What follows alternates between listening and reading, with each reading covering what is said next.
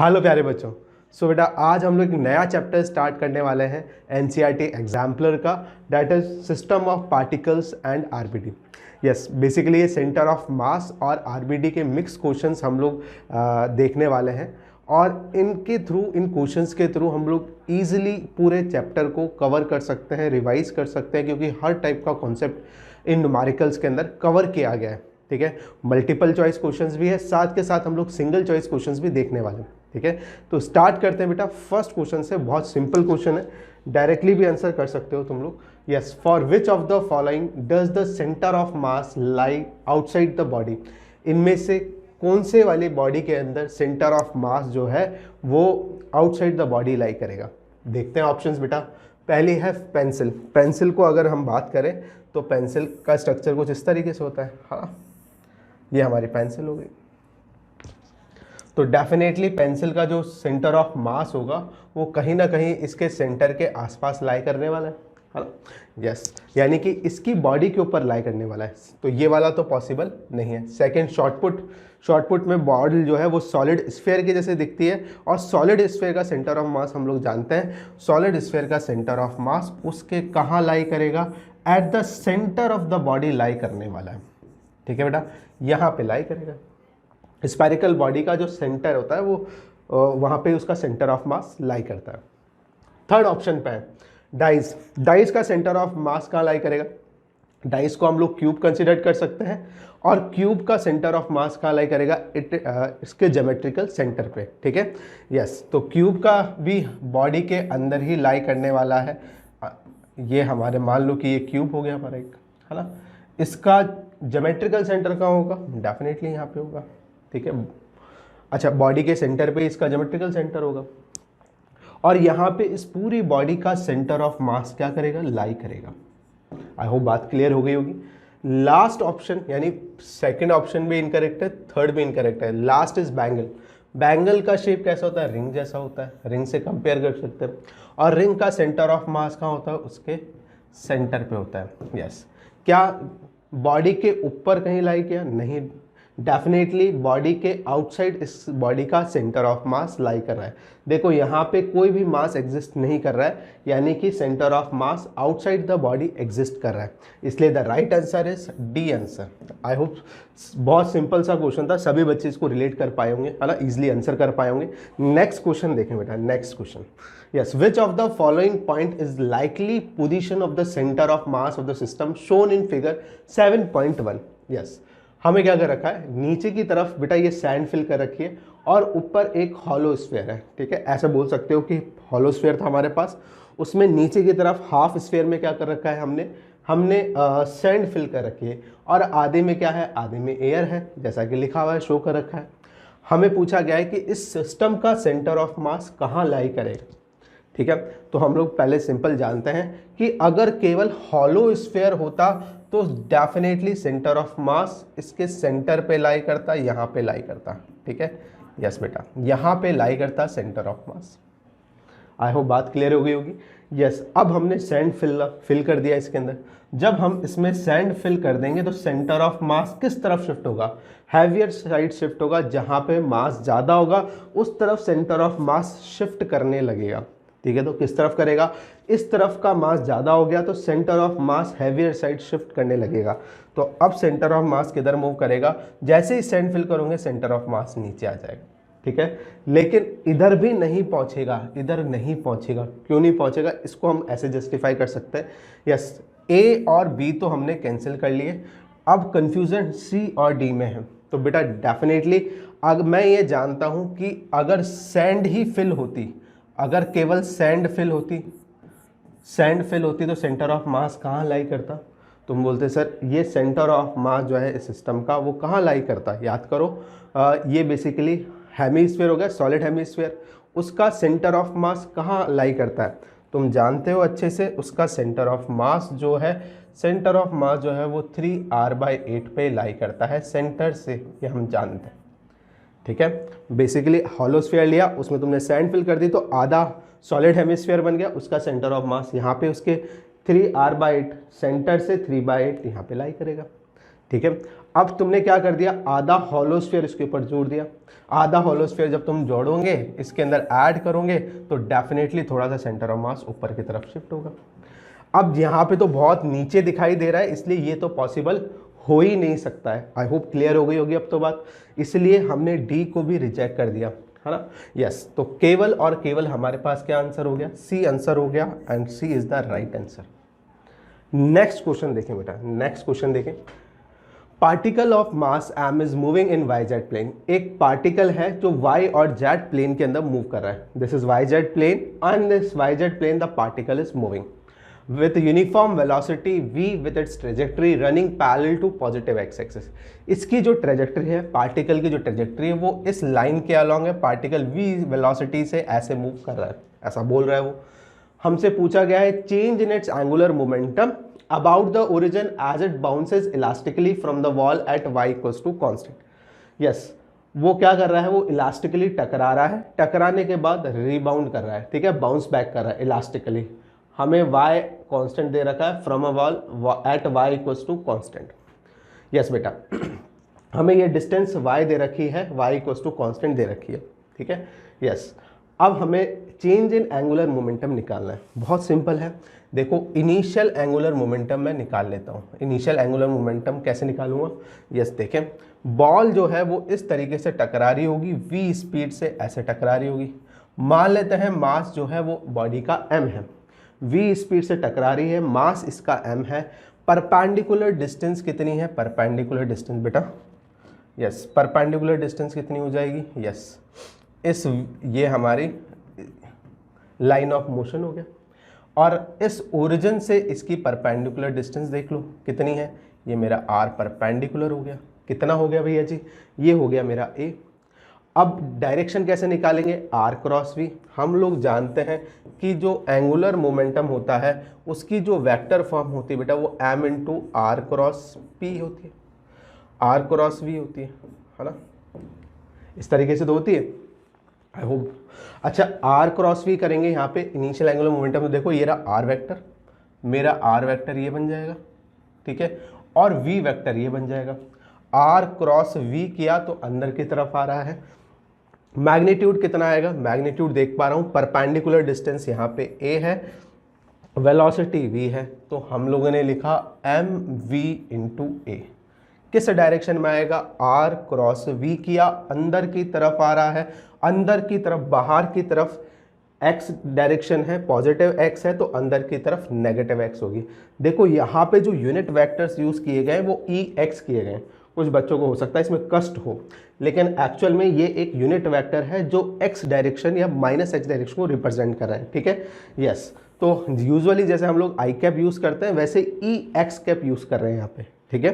तो यहाँ पे r क्रॉस v अंदर की तरफ आया, इसीलिए मैंने यहाँ पे लगाया माइनस का ex कैप, माइनस का ex कैप लगाया, ठीक है। सॉल्व कर देते हैं इसको, क्या आ रहा है, माइनस का mv इंटू aex कैप आ गया। ये इक्वेशन नंबर 1 हो गई, ठीक है, बहुत अच्छे। अब बॉल जाकर इलास्टिकली टकरा रही है, इलास्टिकली जब टकराएगी तो सेम स्पीड से रिबाउंड करती है, ये हमें पता होना चाहिए। अच्छा, चाहे तो ऐसे प्रूफ कर ले, अदरवाइज हम लोग ये जानते हैं E बराबर v2 minus v1, elastic collision का ये फॉर्मूला है, कोफिशिएंट ऑफ रेस्टिट्यूशन का ये भी यूज़ कर सकते हैं, इज इक्वल्स टू 1, चाहो तो ये यूज़ कर लो, है ना। अब यहाँ पे फाइनल एंगुलर मोमेंटम कैसे करेंगे, बॉल टकराएगी, टकराने के बाद में सेम स्पीड से रिबाउंड करेगी, बट डायरेक्शन तो चेंज होगी। यस, इस बार डायरेक्शन ये वाली हो गई है। तो देखिए final angular momentum mass into r perpendicular लेंगे, कितना दिख रहा है, a दिख रहा है, वेलोसिटी लेंगे, वेलोसिटी इस बार इस डायरेक्शन में, ठीक है, v स्पीड लेंगे, स्पीड इस डायरेक्शन में है, यस बेटा, ठीक है, यस, v हो गया। r क्रॉस v करना है, देखो r वेक्टर तो ये रहा मेरा, r वेक्टर में कोई चेंज नहीं आया, लेकिन वेलोसिटी क्या हो गई, वेलोसिटी इस बार ये हो गई, तो r और वेलोसिटी किस तरफ है, इस तरफ है वेलोसिटी टकराने के बाद में, तो r क्रॉस v करूँगा तो पॉजिटिव ex आ जाएगा, ठीक है बेटा, पॉजिटिव का ex आ गया, सेकंड इक्वेशन आ गई, ठीक है, यस। अब हमें चेंज इन मोमेंटम निकालना है, बहुत इजीली निकाल सकते हैं। यस बेटा, देखो change in momentum, change in angular momentum will be L F minus L initial. तो change in angular momentum will be M A V E X cap minus of M V A E X cap. Solve करेंगे कितना आएगा, minus minus plus हो जाएगा, 2MAV ई X cap आ जाएगा। ठीक है, ये हमारे पास आ गया। अच्छा क्वेश्चन बोल सकते हैं। यस बेटा, फाइनली आंसर कितना आ गया, 2MV ई एक्स कैप आ गया। ठीक है, यस। नेक्स्ट क्वेश्चन देखें बेटा, नेक्स्ट क्वेश्चन देखें। When a disc rotates with uniform angular velocity which of the following is not true. इनमें से कौन सी बात ट्रू नहीं है। यस, वो क्या बोल रहा है, एक डिस्क ले ली हमने और वो डिस्क जो है वो क्या कर रही है, यूनिफॉर्म एंगुलर वेलोसिटी से रोटेट कर रही है। बिल्कुल बच्चे, ये हमारी क्या हो गई, ये हमारी यस ये हमारी डिस्क हो गई और डिस्क जो है वो angular constant angular velocity omega से घूम रही है, इस तरीके से घूम रही है। अच्छा, विच of the following is not true, इनमें से कौन सी बात करेक्ट नहीं है वो पूछा गया है। The sense of rotation remain same, बिल्कुल ठीक है। सेंस ऑफ रोटेशन तो डिस्क का सेम ही रहने वाला है। अगर एंगुलर वेलोसिटी कांस्टेंट कर दी तो उसकी डायरेक्शन देखो, इधर डायरेक्शन कैसे आएगी, ऊपर की तरफ। एंगुलर वेलोसिटी की डायरेक्शन या तो ऐसे बोलो एक्सेल वेक्टर यूज करते हुए, या फिर दूसरा तरीका यह है जनरल वे में बोल सकते हो कि ये कैसे घूम रही है, एंटी क्लॉकवाइज सेंस में घूम रही है। तो एंगुलर वेलोसिटी कांस्टेंट है तो सेंस ऑफ रोटेशन सेम रहेगा क्योंकि इसकी डायरेक्शन कांस्टेंट होगी। अच्छा, ओरिएंटेशन भी सेम रहने वाला है। अगर तुम एंगुलर वेलोसिटी की डायरेक्शन चेंज कर दोगे तो डेफिनेटली वो यूनिफॉर्म नहीं रहेगी एंगुलर वेलोसिटी, है ना। तो ये भी सही है। The speed of rotation is non zero and remain same, ये बात भी सही है। एंगुलर वेलोसिटी में again repeating direction as well as magnitude दोनों की बात हो रही है, तो तीनों बात करेक्ट है। लास्ट बच रहा है angular acceleration is non zero and remain same. अगर कांस्टेंट यानी यूनिफॉर्म एंगुलर वेलोसिटी से घूम रही है रॉड तो इसका मतलब ये हो गया कि डेल्टा ओमेगा जीरो है। ठीक है, चाहो तो इसको ऐसे रिलेट कर लो या फिर ऐसे बोल सकते हो सर ये D omega by D T होता है ना। यस, और अगर ये तो इंस्टेंटेनियस की बात हो गई या फिर एवरेज की बात होगी, वो ऐसे हो जाएगा। दोनों ही क्या होने वाले हैं, दोनों ही जीरो होंगे। ठीक है, यस किसी भी इंस्टेंट पे चेंज इन एंगुलर मोमेंटम कितना है, जीरो है। तो इंस्टेंटेनियस एंगुलर एक्सेलरेशन भी कितना होगा, जीरो होगा। साथ के साथ एवरेज भी कितना होगा, जीरो होगा, क्योंकि चेंज नहीं आ रहा है, यूनिफॉर्म है, कांस्टेंट है। तो राइट आंसर विल बी, तो राइट क्या हो जाएगा, राइट हमारे पास ये करेक्ट ऑप्शन होगा।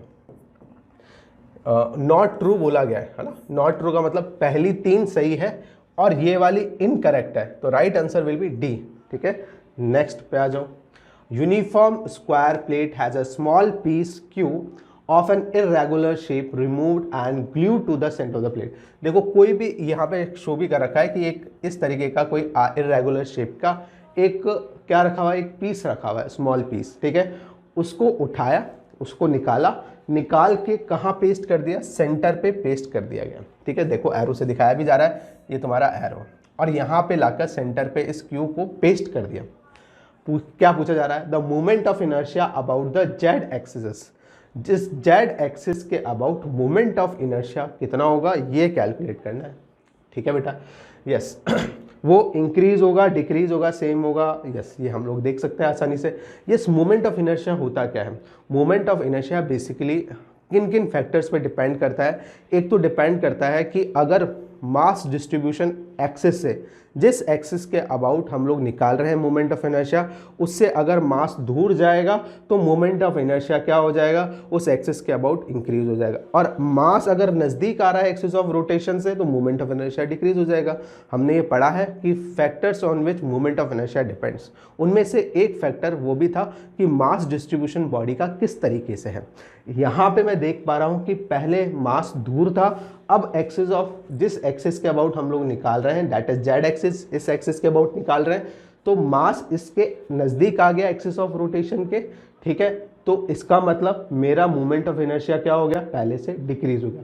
मास अगर एक्सिस ऑफ रोटेशन से दूर है या जिस एक्सिस के अबाउट निकाल रहे हैं उससे दूर है तो definitely moment of inertia increase हो जाएगा, और मास अगर नज़दीक आ रहा है तो मोमेंट ऑफ इनर्शिया डिक्रीज हो जाएगा। तो right answer will be D, decreased. I hope बात समझ में आई होगी।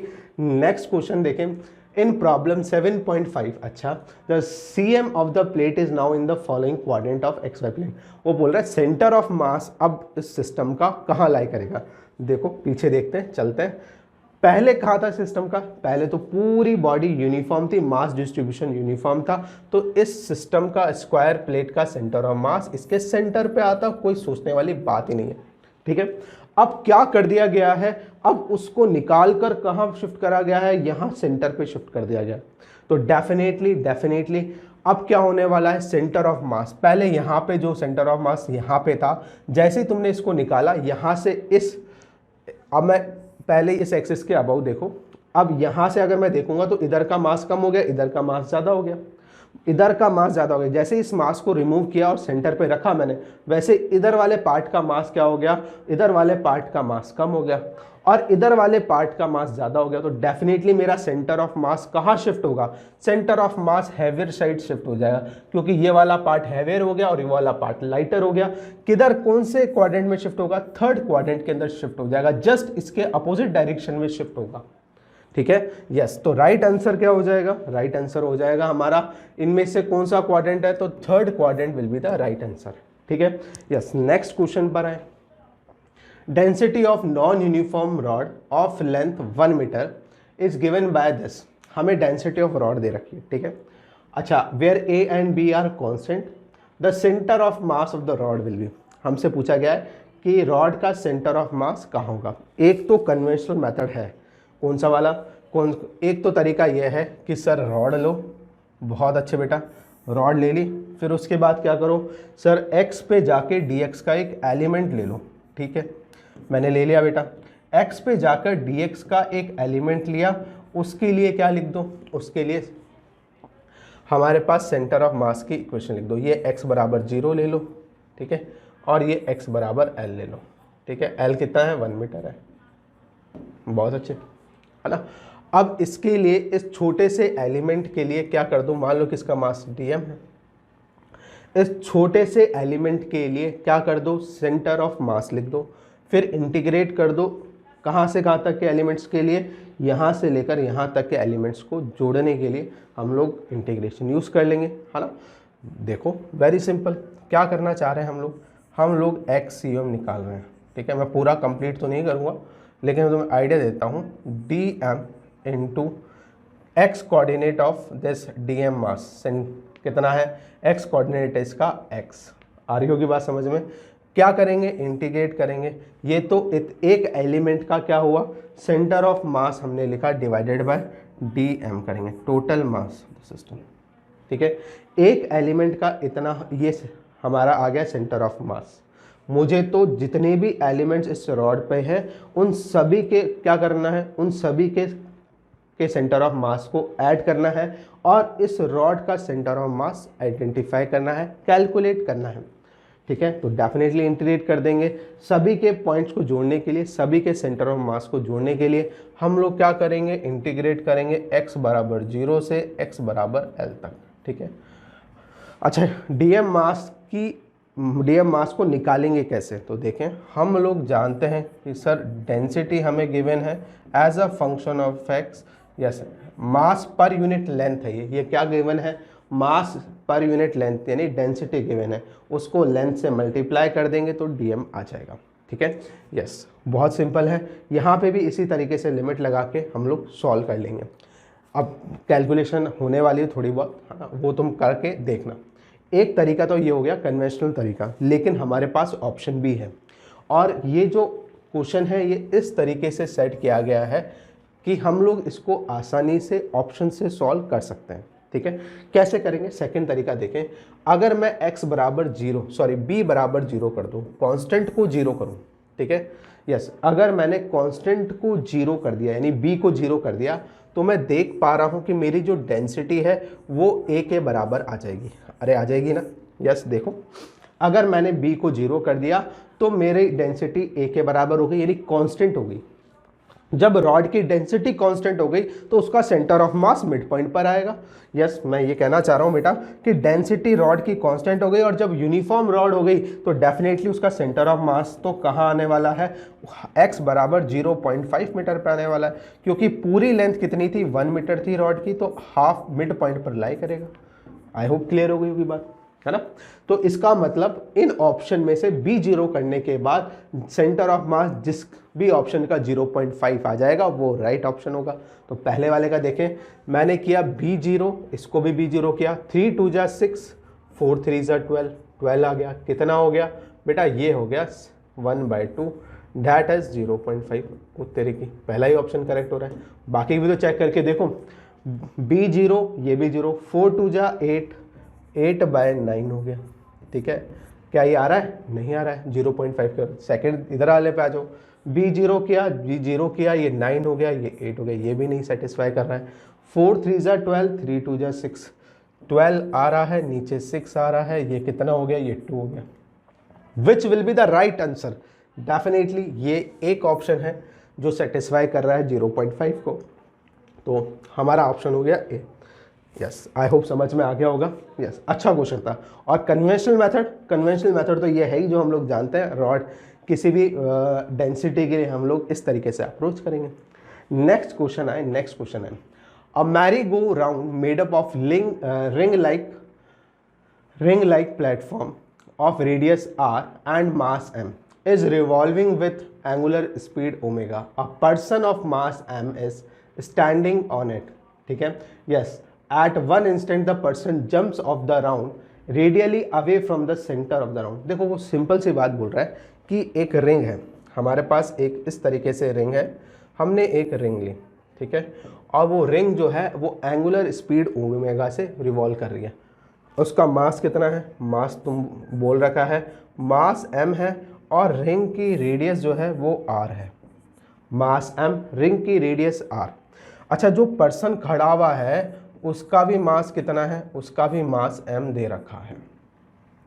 कैसे रोटेट कर रही है तो बता, रिप्रेजेंट कर लेते हैं इसमें कुछ इस तरीके से, इस तरीके से रिंग जो है वो घूम रही है ओमेगा स्पीड से, है ना। क्लियर हो गया होगा। यस अब क्या करना है हमें, मोमेंट ऑफ इनर्शिया, यस इसका person jumps of speed of a round afterwards, हमसे पूछा गया है कूदने के बाद में इसकी एंगुलर स्पीड में कितनी हो जाएगी, वो हमसे पूछा। इनिशियली कितने से घूम रहा है, ओमेगा से घूम रहा है, जब ये पर्सन कूदेगा तब इसका एंगुलर मोमेंटम कितना होगा। यस बेटा, सबसे पहले तो ये बात समझ में आनी चाहिए कि जब वो कूदेगा तो डेफिनेटली जब वो जंप करेगा तो इसको क्या करेगा, पीछे की तरफ पुश करेगा, इसके ऊपर फोर्स लगाएगा। कैसे लगाएगा मैं दिखा देता हूँ एक बार के लिए, है ना। दूसरा मार्कर ले लेते हैं और देखो ध्यान से, जब ये जंप करेगा तो इस सरफेस को पुश करेगा, किसकी, रिंग की सरफेस को पुश करेगा, पीछे की तरफ पुश करेगा, और रिंग इसको आगे की तरफ पुश करेगी। तो पर्सन पे तो फोर्स लगा आगे की तरफ और रिंग पे फोर्स लगा रेडियली इनवर्ड्स, इस तरीके से लगा। ठीक है, अच्छा क्या हम इसमें कंजर्वेशन ऑफ एंगुलर मोमेंटम लगा सकते हैं, बिल्कुल लगा सकते हैं। क्यों लगाएंगे वो देखें, फोर्स तो लग रहा है, फोर्स लग रहा है तो टॉर्क पैदा करेगा। नहीं बेटा, टॉर्क कैसे प्रोड्यूस कर सकता है, क्योंकि ये रेडियली क्या है, ये जो फोर्स लगा है वो इस तरीके से रेडियली आउटवर्ड जंप कर रहा है। रेडियली आउटवर्ड जंप करेगा तो फोर्स कहाँ लगेगा, फोर्स सेंटर से पास होगा, और ये फोर्स अगर सेंटर से पास हो गया तो डेफिनेटली जो टॉर्क प्रोड्यूस होगा वो कितना होगा, टॉर्क तो जीरो हो जाएगा। हमने देखा था कि अगर force, line of action of force axis of rotation से पास होगी तो वो टॉर्क कितना पैदा करेगी, जीरो करेगी। ठीक है, यस। और हम लोग ऐसे भी देख सकते हैं, आर क्रॉस एफ से भी देख सकते हैं, torque is equals to r cross F, r F sine theta, theta कितना हो गया, थीटा यहाँ पे जीरो या 180 डिग्री हो गया। जब 180 डिग्री लेंगे तो टॉर्क जीरो आ जाएगा, और टॉर्क जीरो हो गया क्योंकि आर वेक्टर और एफ वेक्टर में 180 डिग्री का एंगल बन रहा है, तो थीटा 180 डिग्री हो गया तो टॉर्क जीरो हो गया। ठीक है, अच्छा टॉर्क जीरो हो गया, इसका मतलब एक्सटर्नल एक्सटर्नल जीरो है सिस्टम के ऊपर। इस सिस्टम के ऊपर बाहर से एक्सटर्नल फोर्स कितना लग रहा है, जीरो लग रहा है। अगर एक्सटर्नल टॉर्क जीरो लग रहा है तो मैं क्या कर सकता हूँ, कंजर्वेशन ऑफ एंगुलर मोमेंटम लगा सकता हूँ। Yes, using L initial is equals to L final. Initial angular momentum कितना है हम जानते हैं, I1 ओमेगा 1 कर देते हैं is equals to I2 omega 2 लिख देते हैं। Initially inertia of the system कितना है, देखो इस रिंग का मोमेंट ऑफ इनर्शिया इस एक्सिस के अबाउट तुम बोलोगे सर mr² होगा, मास ऑफ द रिंग m है और रेडियस r है तो mr² हो गया रिंग का। तो प्लस अभी तो सिर्फ रिंग का लिखा है, ये पर्सन भी तो खड़ा था इनिशियली इधर, बिल्कुल खड़ा था। इसका कितना होगा, इसका देखो ये पॉइंट मास कंसिडर कर लें, इस पर्सन को अगर हम लोग पॉइंट मास कंसिडर कर लेते हैं तो डेफिनेटली ये पॉइंट मास कितने सेपरेशन पे है, r सेपरेशन पे है। तो r सेपरेशन पे अगर कोई पॉइंट मास रखा हुआ है तो उसका मोमेंट ऑफ इनर्शिया कितना हो जाएगा, उसका हो जाएगा mr²। बहुत अच्छे, टोटल कितना हो गया 2mr²। कितनी स्पीड से घूम रहे हैं दोनों ओमेगा से घूम रहे हैं, ठीक है। यस, अब बाद में जब वो जंप कर गया उसके बाद मान लो कि एंगुलर वेलोसिटी ओमेगा डैश हो गई, मुझे नहीं पता है mr², ठीक है। पर्सन तो जंप हो गया, केवल रिंग बची, उसका इनर्शिया कितना होगा, अगेन रिंग का तो इनर्शिया mr² होगा, कितने से घूमेगा, एंगुलर स्पीड मुझे फाइंड आउट करनी है, लेट्स से ओमेगा डैश होगी। बहुत अच्छे, कितना हो गया ये 2mr², omega equals to mr² into omega dash. क्या कुछ कैंसिल आउट हो रहा है क्या, यस, mr² कैंसिल आउट हो रहा है और यहाँ से मैं देख पा रहा हूँ omega dash is equals to 2 omega. जब वो जंप करेगा तो एंगुलर स्पीड पहले से ज़्यादा हो जाएगी, सिस्टम का इनर्शिया डिक्रीज हुआ तो एंगुलर स्पीड इंक्रीज हुई, ऐसे भी रिलेट कर सकते थे। और डेफिनेटली इनमें से दिख रहा है कि केवल ये ऑप्शन है जिसमें एंगुलर स्पीड क्या हो रही है, इंक्रीज हो रही है, ये वाला ऑप्शन है, ठीक है। इसमें सेम है, इनर्शिया कम हुआ तो चेंज तो आएगा, तो ये और दोनों तो नहीं हो सकते, केवल और केवल क्या हुआ है, केवल और केवल ए ऑप्शन आएगा। डायरेक्टली ऑप्शन से भी कर सकते थे। यस बेटा, नेक्स्ट क्वेश्चन देखें, choose the correct alternatives. First option हमें दे रखा है बेटा, ये जो है सबसे पहले तो मैं बता दूं कि ये जो ऑप्शंस तुम्हें दे रखे हैं, ये जो क्वेश्चन दे रखा है ये एक मल्टीपल चॉइस क्वेश्चन है, इसमें एक से ज़्यादा भी क्या हो सकते हैं, करेक्ट हो सकते हैं, ठीक है। यस, पहला स्टेटमेंट क्या है, for general rotational motion angular momentum L and angular velocity omega need not to be parallel. Let's say कि हमारे पास एक बॉडी है बेटा, इस समय से एक बॉडी हो गई, ठीक है, और ये बॉडी क्या कर रही है, रोटेशनल मोशन कर रही है, ठीक है। किस एक्सिस के अबाउट, मान लेते हैं इस एक्सिस के अबाउट ये बॉडी रोटेशनल मोशन कर रही है, ओमेगा से ऐसे घूम रही है, ओमेगा से ऐसे घूम रही है। आई होप बात समझ में आ गई होगी। इस बॉडी का जो मास है वो m है और इस एक्सिस के अबाउट वो घूम रही है। अच्छा, इस लेट से इस बॉडी का जो सेंटर ऑफ मास है वो यहाँ पर है, ठीक है। यस, और ये बॉडी v वेलोसिटी से आगे जा रही है, साथ के साथ वो ओमेगा से घूम भी रही है। मुझे एंगुलर मोमेंटम निकालना है किसी जनरल पॉइंट O के अबाउट। कैसे निकालेंगे देखें, ये मेरा क्या हो जाएगा, ये मेरा r वेक्टर हो जाएगा। कौन सा वाला, ये वाला। हम जानते हैं कि सर ये r वेक्टर हो जाएगा, जिसके अबाउट एंगुलर मोमेंटम निकालना है वो, और उस सेंटर ऑफ मास को ज्वाइन करने वाला लाइन जो है वो r वेक्टर हो जाएगी मेरी, ठीक है। आज बॉडी का एंगुलर मोमेंटम कैसे निकालते हैं, हम ये जानते हैं कि angular momentum of a body about point O will be equals to angular momentum of body with respect to centre of mass plus angular momentum of centre of mass about point O। Yes, ऐसा लिख सकते हैं किसी भी body का, अगर मुझे किसी पॉइंट के अबाउट एंगुलर मोमेंटम निकालना है तो एक जनरल तरीका है, ठीक है। अच्छा, बॉडी का angular momentum with respect to centre of mass. देखो, जब मैं सेंटर ऑफ मास के ऊपर खड़ा हो जाऊंगा तो बॉडी केवल और केवल मुझे रोटेट करती हुई नजर आएगी, ये बात ध्यान रखें। जब बॉडी रोटेट करते हुए नजर आएगी तो इसका मतलब उसका जो एंगुलर मोमेंटम होगा वो कितना लिख सकते हैं, I ओमेगा लिख सकते हैं। एंगुलर मोमेंटम की डायरेक्शन देखें, इसकी डायरेक्शन देखें, ओमेगा कैसे है, ऐसे है, यानी कि डायरेक्शन कैसे आएगी एंगुलर मोमेंटम की, वो ऐसे आएगी। कौन से वाले पार्ट की बात कर रहा हूँ मैं, इस वाले पार्ट की बात कर रहा हूँ, उसकी डायरेक्शन तो इधर की तरफ आ रही है। अब मुझे एंगुलर मोमेंटम निकालना है सेंटर ऑफ मास का। सेंटर ऑफ मास का एंगुलर मोमेंटम निकालना है। किसके अबाउट? ओ पॉइंट के अबाउट निकालना है। कैसे निकालेंगे बेटा? ये मेरा आर वेक्टर है, ये मेरे आर वेक्टर की डायरेक्शन हो गई। अच्छा, ये आर वेक्टर की डायरेक्शन, ये वेलोसिटी की डायरेक्शन है ना। तो देखो एम जानते ही हैं, किसी भी पॉइंट का सेंटर ऑफ एंगुलर मोमेंटम अगर निकालना है किसी पॉइंट के अबाउट, तो क्या करते हैं? आर क्रॉस वी कर देंगे। हमने किया मास इन आर क्रॉस वी कर दिया, ठीक है, यस। तो ये कितना हो जाएगा? I omega vector plus mass R vector cross V. R vector बेटा ये रहा मेरा, और वेलोसिटी वेक्टर ये रहा। कहाँ जा रहा है? अंदर है डायरेक्शन, इसकी डायरेक्शन अंदर आ रही है। देखो आर वी डायरेक्शन कहाँ आई? मान लेते हैं अंदर की तरफ आ रही है, और इसकी डायरेक्शन क्या आ रही है? इसकी डायरेक्शन ऐसे आ रही है, और इसकी डायरेक्शन अंदर की तरफ आ रही है। और यहाँ से मुझे क्लियरली समझ में आ रहा है कि ओमेगा, जब मैं इसका रिजल्टेंट निकालूंगा तो ओमेगा की डायरेक्शन अलग है, आर क्रॉस वी की डायरेक्शन अलग है, रिजल्टेंट किसी और डायरेक्शन में आएगा। इन दोनों की जो रिजल्टेंट आएगा वो किसी और डायरेक्शन में आएगा, यानी कि ओमेगा की डायरेक्शन में तो नहीं आने वाला। इसका मतलब एंगुलर मोमेंटम की डायरेक्शन और ओमेगा की डायरेक्शन अलग अलग आने वाली है। आई होप बात समझ में आ गई होगी।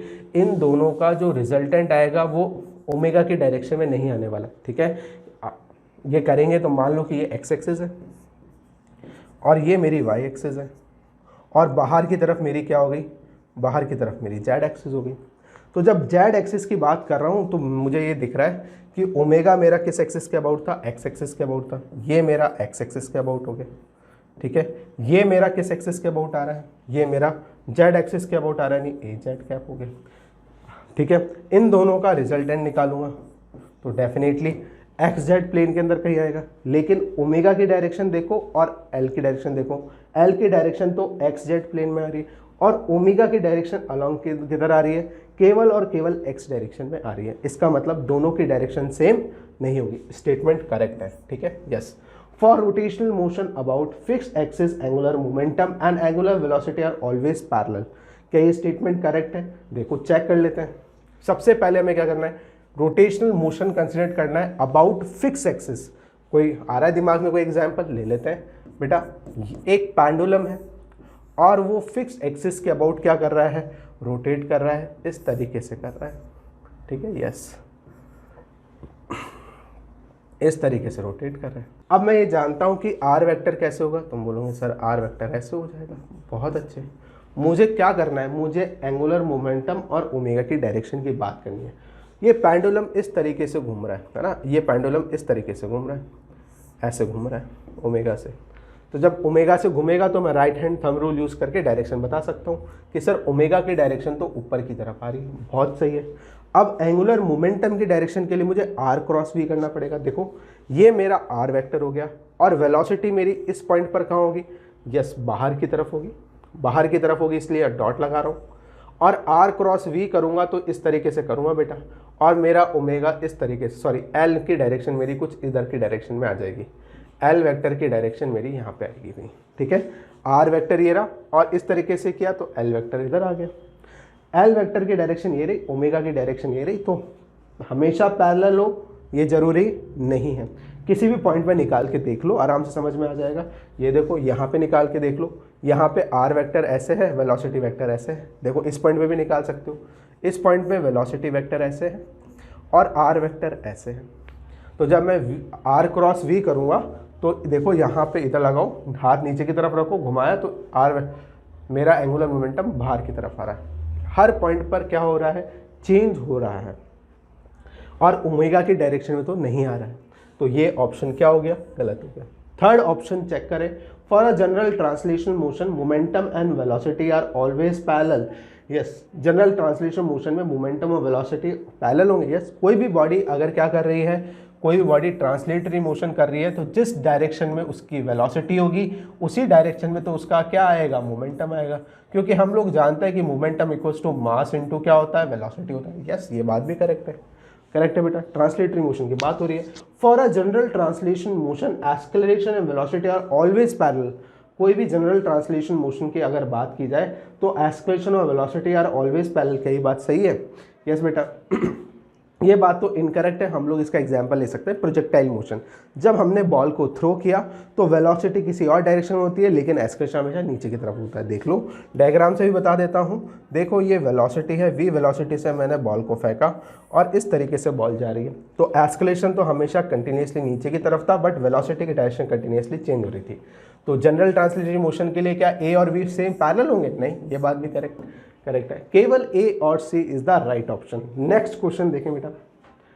Figure shows two identical particles 1 and 2 each of mass m moving in opposite directions, ठीक है, विथ वेलोसिटी v। दो पार्टिकल्स हैं, ये वाला पार्टिकल v वेलोसिटी से मूव कर रहा है और परपेंडिकुलर डिस्टेंस हमें दे रखी है बेटा d1 है, ठीक है, यस, ठीक है।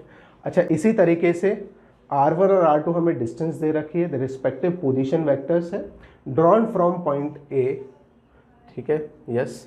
Choose the correct options. Again ये मल्टीपल चॉइस क्वेश्चन है, बता दूं, हमें एक एक ऑप्शन चेक करना पड़ेगा कि वेदर इट इज करेक्ट और इनकरेक्ट।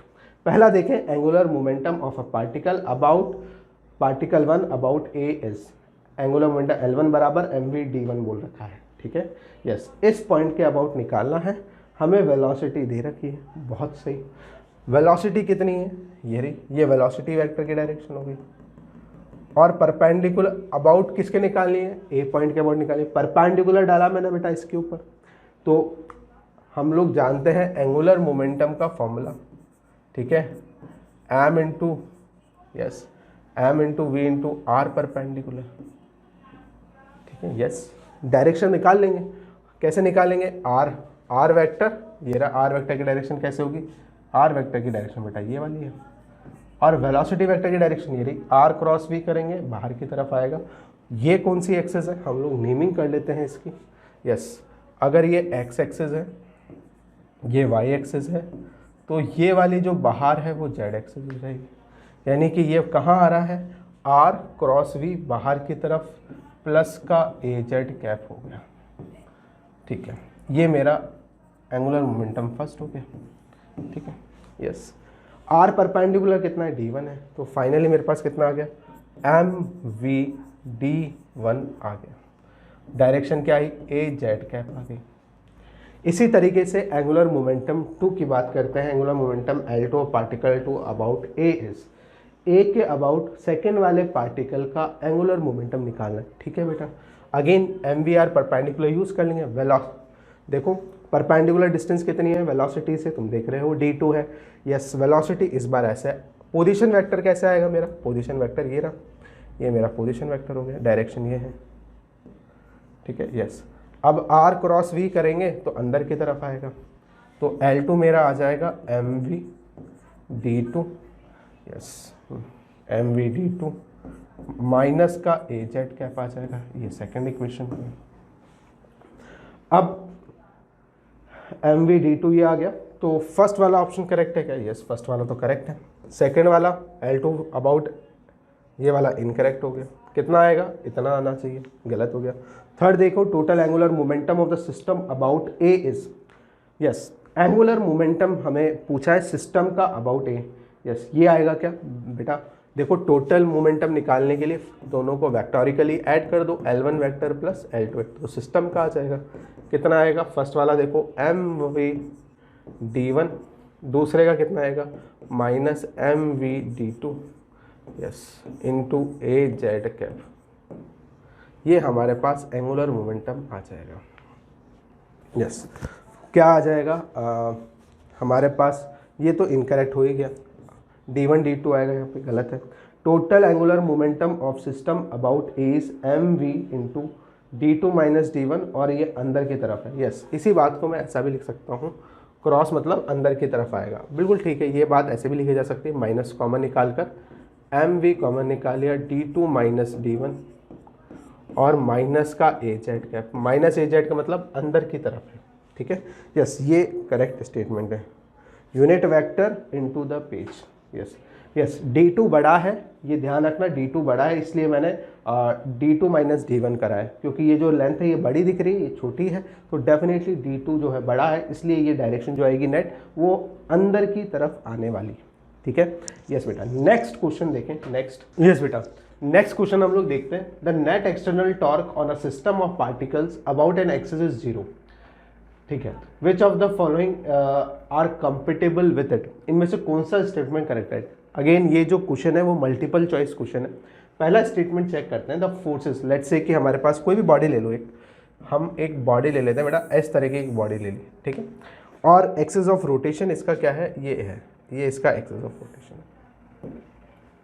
ये इस एक्सिस के अबाउट लेट्स से घूम रही है बॉडी, हम इस एक्सिस के अबाउट बात कर रहे हैं, एक्सिस ऑफ रोटेशन ये है इसका।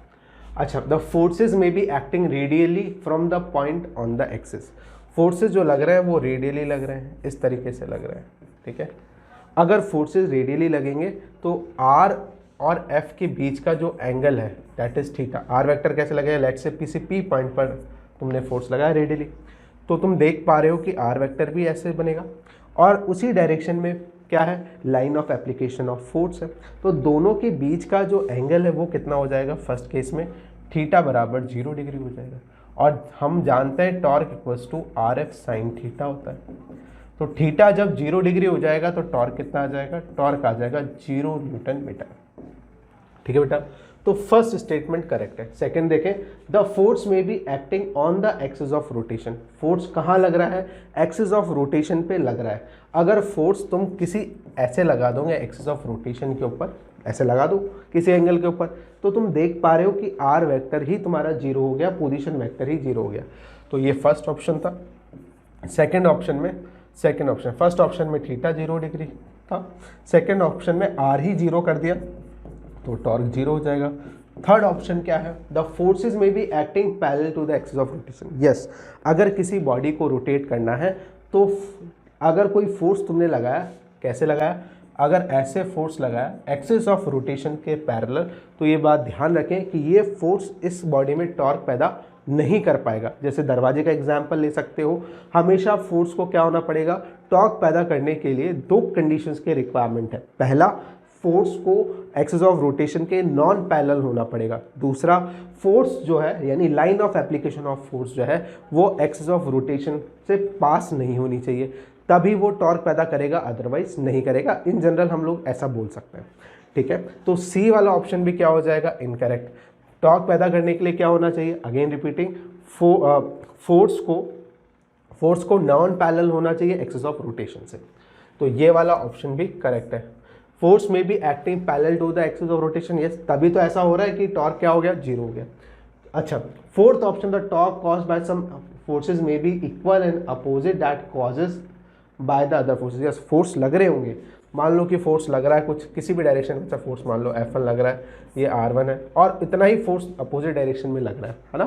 तो जब तुम टॉर्क निकालोगे तो नेट टॉर्क 0 हो सकता है। Yes, torque tau equals to एक के कारण जो टॉर्क पैदा हुआ उसके अपोजिट डायरेक्शन में दूसरे ने टॉर्क पैदा किया तो नेट टॉर्क कितना हो जाएगा, 0 हो जाएगा। यस, ऐसा पॉसिबल है, बिल्कुल सही है। तो डी ऑप्शन भी करेक्ट है, यानी all of these options are correct. Next question देखें बेटा, figure shows a lamina in xy plane, two axes z and z dash pass perpendicular to the, yes ये z dash है, ये वाला z dash है, perpendicular to its plane, a force F acts in the plane of lamina, एक force act कर रहा है in the plane of lamina as shown in figure, ठीक है। इस पॉइंट पर हमने फोर्स लगाया है, ठीक है बेटा। which of the following are true, पहला देखें, torque caused by the F about z axis is along minus के कैप। z एक्सिस के अबाउट जो टॉर्क पैदा होगा इस फोर्स के कारण वो माइनस के कैप डायरेक्शन में होगा। देखो मेरा आर वेक्टर, देखो बेटा ये मेरी एक्सिस है, इस एक्सिस के अबाउट क्या करना है, हमें टॉर्क निकालना है, ठीक है। Yes, cause by about z axis, तो बेटा आर वेक्टर कैसा हो जाएगा, आर वेक्टर ऐसा हो जाएगा। आर क्रॉस एफ करना है, ये रहा आर, ये रहा एफ, क्या आएगा, along the z एक्सिस आ रहा है, प्लस के कैप आ रहा है। देखो r क्रॉस f, f कहाँ है, इस तरीके से तो ऊपर की तरफ आएगा, माइनस के कैप लिख रखा है जो कि गलत है, ठीक है। यस, नेक्स्ट देखें, torque tau dash caused by force f about z dash axis is along minus के कैप। देखो यहाँ से देखो, इसको r1 बोल देते हैं और इसको r2 बोल देते हैं, ठीक है। पोजीशन वेक्टर कैसे आएगा, इससे इस तरीके से आएगा, आर वेक्टर ये रहा, फोर्स ये रहा, कैसे आया, नीचे की तरफ आया, माइनस के कैप आया, बिल्कुल सही है, डायरेक्शन तो सही दे रखी है टाउ डैश की। Torque tau cause by force f about z axis is greater in magnitude than about z axis, ठीक है, is greater in magnitude than the about z dash axis होगा ये, ठीक है। जेड एक्सिस के about जो torque आएगा मेरे पास वो कम आने वाला है और जेड एक्सिस के अबाउट जो टॉर्क है वो ज़्यादा आने वाला है, बिल्कुल ठीक बात है। देखो हम लोग ये जानते हैं torque equals to r perpendicular into f, ऐसा लिख सकते हैं टॉर्क को। टॉर्क को दो तीन तरीके से लिख सकता है, एक है इस तरीके से लिख सकता है वेक्टर फॉर्म में, दूसरा तरीका हम जानते हैं टॉर्क को आर एफ परपेंडिकुलर भी लिख सकते हैं टॉर्क के मैग्नीट्यूड को, और तीसरा तरीका ये है इस तरीके से भी लिखा जा सकता है ना। ये बेसिकली आई कहाँ से है, ये दोनों फॉर्म्स, ये हम जानते हैं कि torque equals to r F sine theta होता है, तो उससे मैंने ये दोनों लिखे हैं। अब देख पा रहा हूँ कि ये जो परपेंडिकुलर डिस्टेंस है, जब तुम परपेंडिकुलर डालोगे इसके ऊपर तो ये जो परपेंडिकुलर डिस्टेंस आएगी वो ज़्यादा आएगी इसके कंपैरिजन में। तो लेट्स से कि टाउ आर परपेंडिकुलर कौन सा वाला, आर परपेंडिकुलर जो है वो बड़ा आएगा किससे, आर परपेंडिकुलर डैश से। यहाँ से पी पॉइंट पर जो परपेंडिकुलर डालूंगा उसकी लेंथ कम आएगी और इसकी लेंथ ज़्यादा आएगी। जब लेंथ ज़्यादा आएगी तो डेफिनेटली मैं ऐसा लिख सकता हूँ, और जिसका परपेंडिकुलर की लेंथ ज़्यादा होगी उसके टॉर्क की भी लेंथ ज़्यादा आने वाली है, मैं ऐसा लिख सकता हूँ, ठीक है, लिख सकते हैं ऐसा। तो ये बात सही है, correct tau cause by this, ये बात भी करेक्ट है, बी भी सही है और सी भी सही है। यस बेटा, लास्ट स्टेटमेंट देखें, last statement total torque is given bye, देखो जब भी टॉर्क की बात होती है तो किसी पॉइंट के अबाउट बात करनी पड़ती है कि किस पॉइंट के अबाउट हम लोग टॉर्क निकाल रहे हैं। ये जो स्टेटमेंट लिखा है लिख तो गया है, लेकिन इसमें ये क्लियर नहीं है कि किस पॉइंट के अबाउट ये टॉर्क लिखा गया है। तो जब तक ये नहीं लिखा हुआ है कि टोटल टॉर्क जो लिखा गया है सिस्टम का वो किस एक्सेस के अबाउट, किस पॉइंट के अबाउट लिखा गया है, तो उसके बिना ये स्टेटमेंट क्या होगी, इनकम्प्लीट होगी, इसलिए हम लोग इसको भी इनकरेक्ट कंसिडर करेंगे, ठीक है। यस, नेक्स्ट क्वेश्चन देखें, नेक्स्ट क्वेश्चन देखें, लास्ट क्वेश्चन। यस बेटा, with the reference to figure 7.6 of a cube of edge A and mass m, state whether the following are true or false, ठीक है। O is the center of the cube, the moment of inertia of cube about z axis is, yes, इस Z axis के about हमें क्या करना है, moment of inertia calculate करना है इस जेड एक्सिस के अबाउट, ठीक है। यस, वो इस तरीके से लिखा गया है, जो जेड एक्सिस के अबाउट मोमेंट ऑफ इनर्शिया आएगा तुम्हारा वो will be the sum of I x plus I y, ठीक है। इस एक्सिस के अबाउट इनर्शिया आई एक्स है, इस एक्सिस के अबाउट इनर्शिया जो है वो आई वाई है, ठीक है। इन दोनों का सम करूँगा तो जेड एक्सिस के अबाउट आएगा। यस, ये बेसिकली है क्या, ये परपेंडिकुलर एक्सिस थ्योरम है ना, और परपेंडिकुलर एक्सिस थ्योरम केवल और केवल 2 डायमेंशनल बॉडीज के लिए लगते हैं, लेकिन यहाँ पे किसके लिए लगाया गया है, 3 डायमेंशनल बॉडी के लिए, इसलिए ये पहला वाला ऑप्शन क्या हो गया, इनकरेक्ट हो गया। यस बेटा, नेक्स्ट ऑप्शन देखो बेटा, नेक्स्ट ऑप्शन है the moment of inertia of cube about z dash is I dash z is equal to I z plus m a square by 2। मुझे मोमेंट ऑफ इनर्शिया इस axis के about पूछा है और इस एक्सिस से relate किया गया है। देखो ये जो एक्सिस है ये कहाँ से पास हो रही है, ये पास हो रही है सेंटर ऑफ मास से, ठीक है। और सेंटर ऑफ मास के अबाउट अगर हमें इनर्शिया पता है तो उसके पैरेलल कोई भी एक्सिस के अबाउट पे क्या कर सकता हूँ, उस सिस्टम का या बॉडी का मोमेंट ऑफ इनर्शिया निकाल सकता हूँ। इधर देख पा रहा हूँ कि अगर इसके अबाउट पता है तो इसके पैरेलल ये जो जेड डैश एक्सिस है उसके अबाउट भी मोमेंट ऑफ इनर्शिया लिख सकते हैं। यस, हमें सिर्फ और सिर्फ किसकी ज़रूरत होगी, परपेंडिकुलर डिस्टेंस की ज़रूरत होगी इन दोनों के बीच की, ठीक है। कितनी आएगी, देखो बेटा यहाँ से रिलेट कर सकते हैं कि ये जो डिस्टेंस है ना, ये लेंथ कितनी आएगी, ये ए है और ये वाली भी कितनी होगी, ये भी ए होगी, तो ये कितनी आ जाएगी, ये आ जाएगी बेटा √2a आ जाएगी, ठीक है। और उसकी हाफ बात चल रही है तो ये लेंथ कितनी आने वाली है, ये लेंथ आ जाएगी मेरे पास यहाँ से यहाँ तक की √2a का हाफ, ठीक है। यस, कितना हो जाएगा, a/√2 हो जाएगा, ठीक है। क्लियर हो गया होगा। यस, अब मैं यहाँ पे क्या यूज़ कर रहा हूँ, यहाँ पे पैरेलल एक्सिस थ्योरम यूज़ करते हुए मैं ऐसा लिख सकता हूँ कि I dash z is equals to I c o m plus m into perpendicular distance that is m d square, ठीक है। इसको हम लोग डी के बराबर बोल देते हैं। ICM मतलब यहाँ पे सेंटर ऑफ मास के अबाउट कौन सी एक्सेस पास हो रही है, जेड हो रही है, ये आई जेड हो गया, plus m d square, d square कितना है, डिस्टेंस कितना है इनके बीच का, वो है a/√2 का होल स्क्वायर, कितना आ जाएगा, I z plus m a square by 2 हो जाएगा आई जेड डैश। ये हमारे पास आ गया, तो ये क्या हो गया, करेक्ट ऑप्शन हो गया। अब थर्ड वाला option, the moment of inertia of cube Z double dash is will be this. Yes, दोनों का सेम दिख रहा है, यस बेटा। तो अगर दोनों के about distribution of mass same होगा दोनों एक्सिस के अबाउट, तो इनर्शियाज भी सेम आएंगे, अदरवाइज नहीं आएंगे। तो देखो पहले तो ये वाली एक्सिस थी, पूरा बॉडी का इनर्शिया देखो इस डिस्ट्रीब्यूशन इस तरीके से था इस एक्सिस के अबाउट। अब देखो, अब जेड डैश एक्सिस ये है, कुछ मास इस तरफ भी आ रहा है और कुछ मास इस तरफ भी आ रहा है, तो डेफिनेटली इनर्शिया आप पहले जितने के बराबर नहीं आने वाला। डिस्ट्रीब्यूशन ऑफ मास अगर चेंज हो जाएगा उस एक्सिस के अबाउट, तो डेफिनेटली मोमेंट ऑफ इनर्शिया भी अलग आएगा, पक्का है। तो इसका मतलब ये सी ऑप्शन इनकरेक्ट हो गया, है ना। D option, moment of inertia about the x axis के अबाउट और वाई एक्सिस के अबाउट सेम होगा, ऐसा वो बोल रहा है। ये सिमेट्रिसिटी से हम लोग बोल सकते हैं, क्योंकि ये एक्स एक्सिस है, इसके अबाउट जो मास डिस्ट्रीब्यूशन है बिल्कुल सेम आइडेंटिकल मास डिस्ट्रीब्यूशन इस एक्सिस के अबाउट भी है। इसका मतलब अगर दोनों के अबाउट मास डिस्ट्रीब्यूशन सेम दिख रहा है, सिमेट्री से या हम बोल सकते हैं आसानी से कि आई एक्स और आई वाई भी सेम होगा। डी ऑप्शन भी करेक्ट है। यस बच्चों, थैंक यू वेरी मच बच्चों, and have a nice day.